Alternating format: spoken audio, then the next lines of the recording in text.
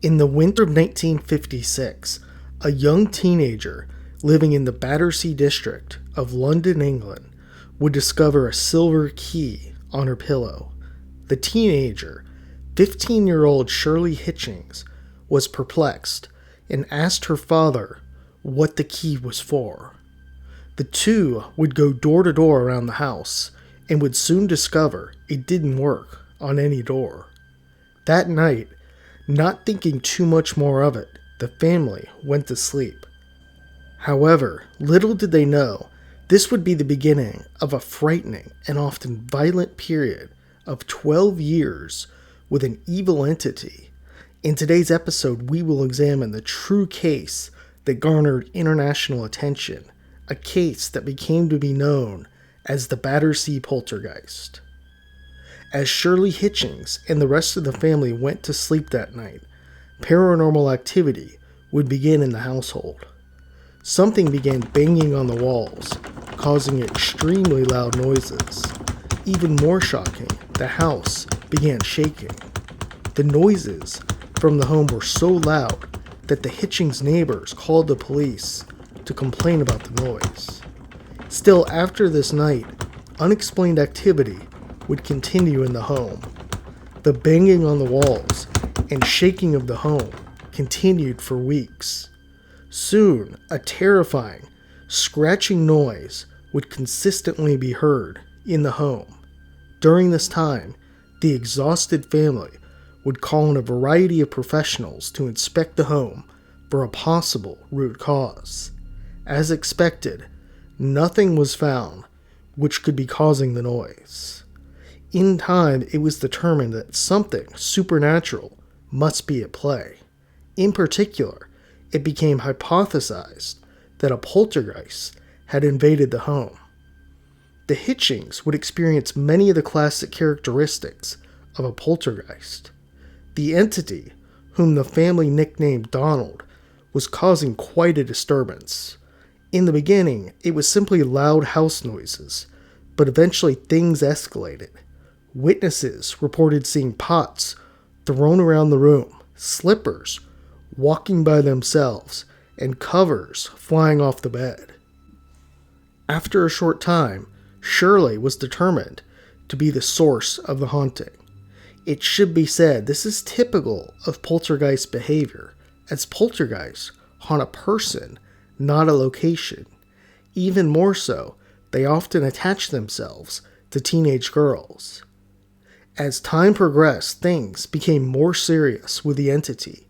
Its behavior became violent. Allegedly, the poltergeist began starting fires and destroying rooms completely. Shirley's father was burned in one of the fires and horrifyingly had a terrible scratch mark. During this time, it was said the being pulled Shirley around and even managed to somehow levitate her off the bed. Perhaps the worst incident occurred in October 1956. In one of the rooms, objects began levitating around, and Shirley's grandmother began hearing whispering. Then her grandmother heard a woman's voice. It was her deceased mother. It terrified her grandmother, and several days later, she had a stroke. Soon, she would pass away. While the activity was increasing, this was having a devastating effect on Shirley's life. She lost her job, and most of the community believed she was possessed.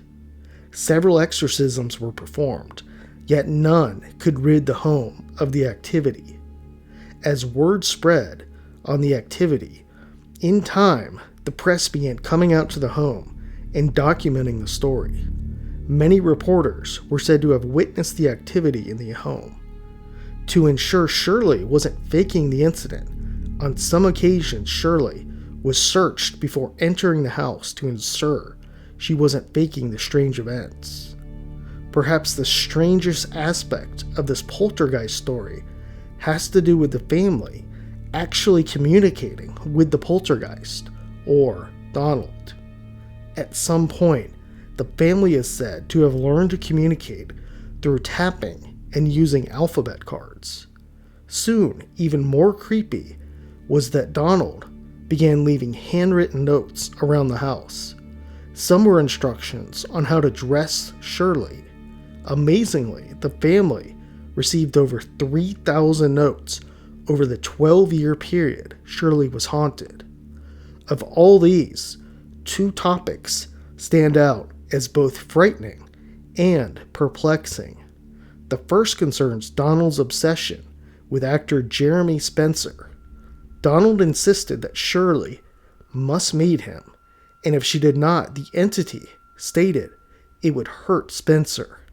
Terrifyingly, shortly after this threat was made, and Shirley had not met Spencer, Spencer was involved in a serious, almost fatal car accident.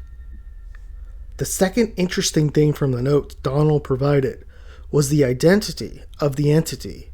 The poltergeist wrote a note in May 1956 that it was formerly Louis XVII of France, who at one time was heir to the throne of France after his father was executed and his older brother died. Louis XVII was born in a very difficult time as the French Revolution was occurring and France had been transitioning into a republic from a monarchy. Many wanted to see Louis become the king one day and the monarchy continue.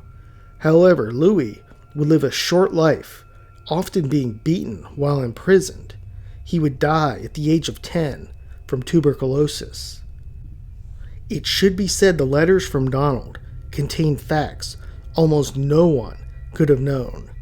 For example, the names of Louis' bodyguards, which was verified by pulling records deep in the Parisian archives.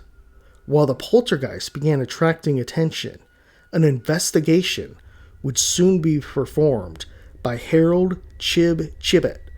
Chibbett worked as an accountant, but was a paranormal investigator.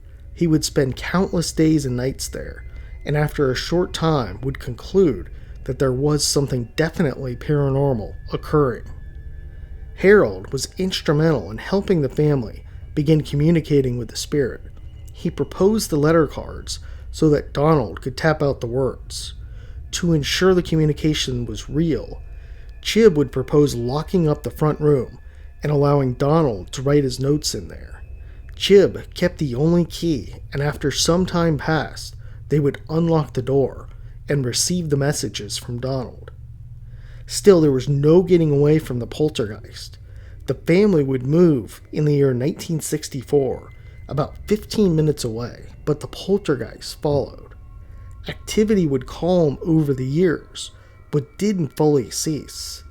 When Shirley was 21, she reported that her boyfriend came over to the house. He didn't believe in the poltergeist and yelled for it to come out.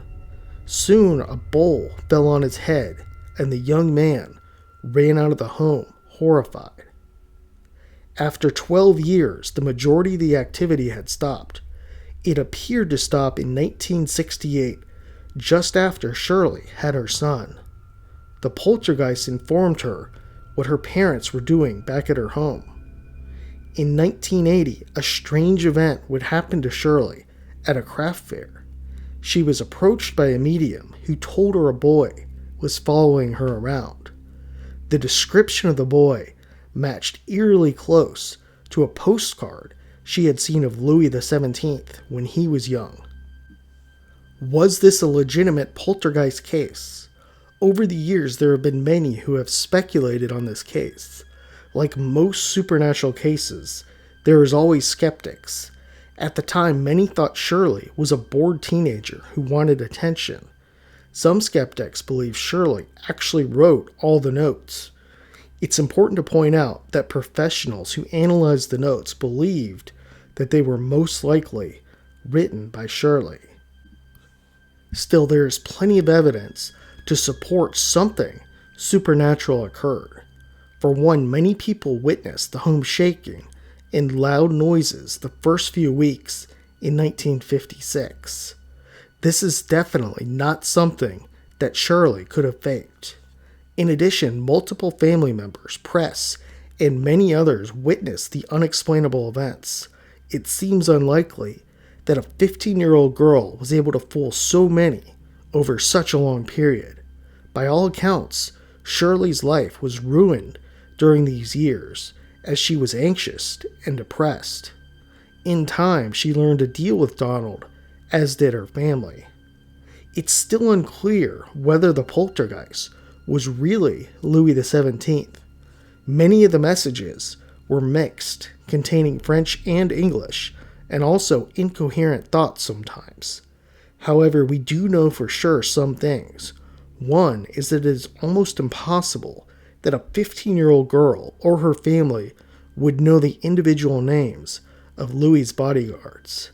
It has been proposed by some that the identity of Donald might not actually be Louis, but possibly the spirit that haunted his family. Another theory is it was someone with intimate knowledge of Louis's life. Today, Shirley is in her 80s and by all accounts has lived a healthy and happy life. Paranormal activity doesn't seem to be still occurring in her life, and it appears that Donald has moved on.